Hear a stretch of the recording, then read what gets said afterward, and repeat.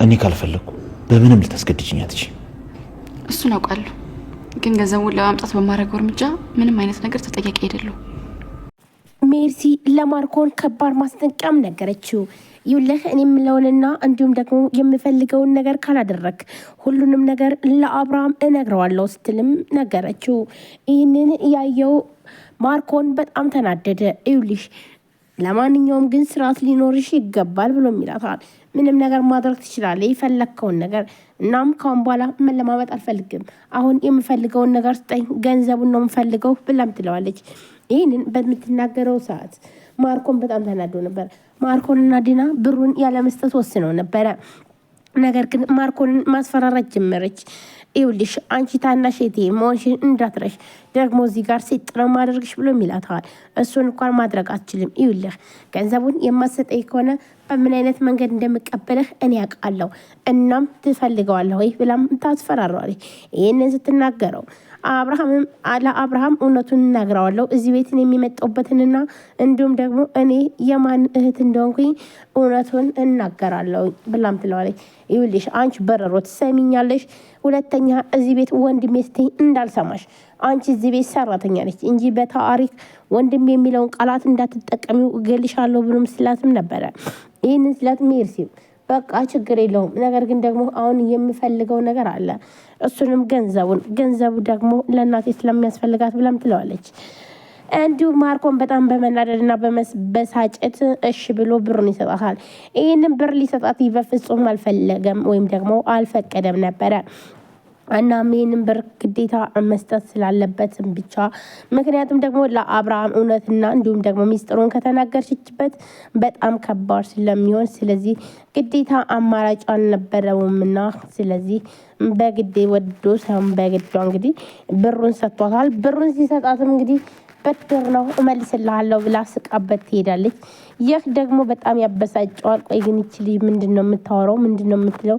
ምን አስባ ነው ብሎም እንግዲህ ያጠራጥረዋል ማለት ነው፣ ወይም ደግሞ ያስደነግጠዋል። ይህንን ጥርጣሬና እንዲሁም ድንጋጤ ለአብርሃም እውነቱን እነግራለሁ ስላለችም ስለዚህ ምንም አማራጭ የለንም። እናም ደግሞ የምትፈልጊውን ሰው እንደዚህ እያሸማቀቅሽና እንዲሁም ደግሞ በተለይ ደግሞ በጥቅማ ጥቅም መያዝ አለብሽ፣ ሁሉንም በልክ አይደለም። ስለዚህ ብሩን የሰጠዋትኝ ለዛ ነው ብሎም ማርኮን ለዲና ይነግራታል። ዲና ግን ደግሞ በጣም ደንግጣለች። ምክንያቱም ደግሞ ለአብርሃም እውነቱን ከነገረችው የባሰ ሌላ ችግር ውስጥና እንዲሁም ደግሞ የዛ ቤት የመጨረሻቸው እንደሚሆንም ስለምታውቅ ነበረ። እናም ለአብርሃም እውነቱን እናገራለሁ ከዛም በኋላ ሁሉም ነገር ያበቃልሻል ብላ ዲናንም እያስፈራራቻት ትገኛለች።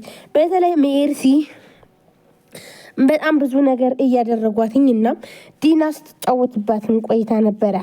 ሜርሲ ያናደዳትና እንዲሁም ደግሞ ያበሳጫትኝ በተለይ ትምህርቷን ትታ የቤት ሰራተኛ መሆኗ ሳያንስ ደግሞ የእናቷን ፍላጎት ወይም ደግሞ እናቷ የምትፈልገውን ነገር አለማድረጋቸው ነው። እንግዲህ ይህ ደግሞ በጣም አበሳጭቷትና እንዲሁም ደግሞ ሌላ ከባድ ውሳኔ እንድትወስንም አድርጓታል። ስለዚህ ሜርሲ እውነቱን ከተናገረችና እንዲሁም ደግሞ እውነቱን ካወቀችም በኋላ ከባድና እንዲሁም ደግሞ እንግዲህ በጣም ከባድ ነገር ነው። ምክንያቱም ደግሞ ሜርሲ በተደጋጋሚ ነው እየተናገረችው ማለት ነው ይሄን ነገር በቃ አሁን ላይ በተለይ እዝራ እያገዛት ስለሆነ ስለዚህ ሁሉም ሚስጥር እንደምታወጣባቸውም እንግዲህ ተናግራለች ማለት ነው። ሜርሲ እውነቱን ከተናገረች እዚህ ቤት የገባችበት በሰራተኝነት እናም ደግሞ ሚስጥር ለመውሰድ ነው ብትል እንግዲህ አብርሃም ስንቱን አውቆ በቃ እነዚህ ሌቦችና አጭበርባሪዎች እንደሆኑ ቀጥታ ወደ ፖሊስ ጣቢያ የሚገቡበት ጊዜ ደርሷል ማለት ነው። ምክንያቱም ሜርሲ እስካሁን ድረስ ስትቸገርና እንዲሁም ደግሞ ስታረግ የነበረው ምክንያቷ ደግሞ ምንድን ነው እንግዲህ ለእናቷ እናሽን እገላታለሁ እያለ ማርኮን እያስፈራራት ነው። ይህ ሚስጥር ደግሞ ለልዩ ልትነግራት ነበረ። ልዩ ግን ደግሞ በፍጹም ሜርሲን ጠላት አድርጋታለች።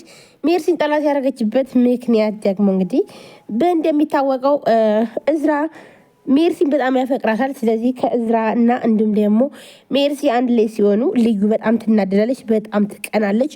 ምክንያቱም ደግሞ ሜርሲን እየቀናች ያለችበት ምክንያት ለምንድን ነው? ቆይ ሁሉ ነገር የሚሆነው ሜርሲ እንዴት እዝራን ታፈቅረዋለች?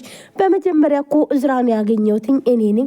እንዴት እሷን ይፈልጋታል? ለምንድን ነው እኔ እኳን የሁሉ ነገር እያሳየሁትኝ እንዴት ዝውር ብሎ አያየኝም? በማለት እንግዲህ ይህ በጣም አበሳጭቶታልና እንዲሁም ደግሞ አናዷታል ማለት ነው። የተበሳጨችበትና የተናደደችበት ምክንያት እንግዲህ የሜርሲ ነው ማለት ነው።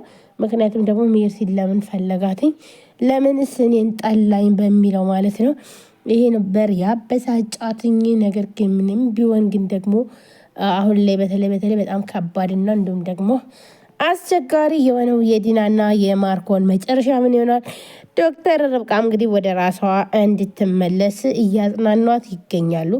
በተለይ አብርሃም በጣም ይቅርታ አድርግልኝ በልጅህ መሀል አዋረድኩህ አይደለ ብላ ትለዋለች ማለት ነው። አብርሃምን በፍጹም ርብቃ እባክሽን ወደ ራስሽ ተመለሽ፣ እኔም ማቃት ርብቃ እንደዚህ አይደለሽም፣ እናም ራስሽን ጠብቂ። ስለዚህ ዘና በይ፣ ዝም ብለሽ ምንም አይደለም፣ ነገሮችን ሁሉ ታስተካክያለሽ። አንቺ እኮ ይሄን አይደለሽም። ስለዚህ በሆነ ሰዓት ላይ ቪዲዮዎች ተቀረጸ፣ እናም በጣም መጥፎ ሰዎች ያዙብሽ። ስለዚህ ያን ደግሞ ተበቀሉሽ። ይህ ችግር የለውም። እናም ያንቺ ጸባይና ያንቺ እውነት ይህ አይደለም፣ እኔ እረዳሻለሁ፣ በፍጹም እኔ በአንቺ መቼም አላፍርም ብሎ አብርሃምም ለዶክተር ርብቃ ይነግራታል። ይህንን ሲነግራት ነበረ ዶክተር ርብቃም እሺ በቃ አብርሃም ግን ደግሞ በጣም ከባድ ነው ብላም እንግዲህ ብዙ ነገር ስትናገር የነበረው ውድ ፋሚሊዎች፣ አብርሃም በተለይ አሁን ላይ በጣም አዝኖለታል።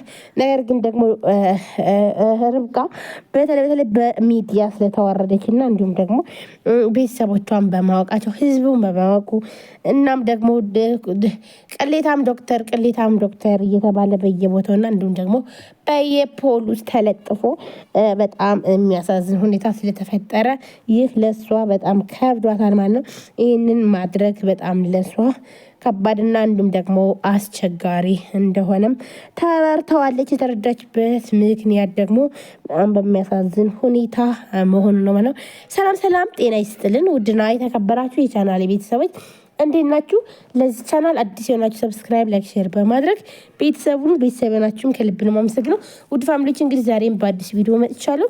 እናንተ ቪዲዮ ላይክ፣ ሼር፣ ሰብስክራይብ እያደረጋችሁ አበረታቱኝ። እንዲሁም ወዳችሁ ፈቅዳችሁ ስለምትከታተሉኝ ከልብ ነው የማመሰግነው።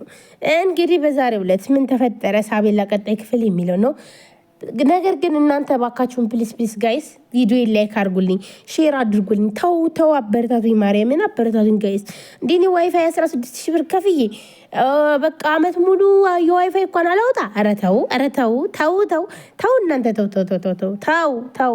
ለወገን ደራሽ ወገን ነው ይላል እና ስለዚህ ኢትዮጵያ ያለንን ልጆች ለምን እንደማታበረታቱን ውድ ፋሚሊዎች እባካችሁን ፕሊዝ የተለያዩ ቪዲዮዎችን ይዘን የምንቀርብ ይሆናል።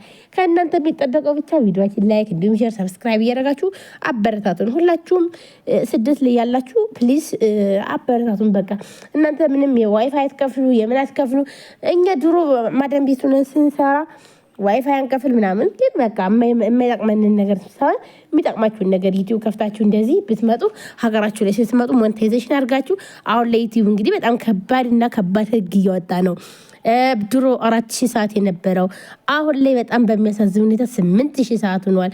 ስለዚህ ያህንን ሁሉ እንግዲህ ሀገራችሁ ከመግባታችሁ በፊት እዛ በማዳም ዋይፋይ አስተካክላችሁ ብትመጡ ሞኒ የሆነ ቻናል ይዛችሁ ብትመጡ እዚህ ብትሰሩ ቢታይላችሁ ብር ይከፍላቸዋል። ስለዚህ ወይ ዋይፋይ ብታወጡ ምንም አይደለም፣ ብር ከከፈላችሁ።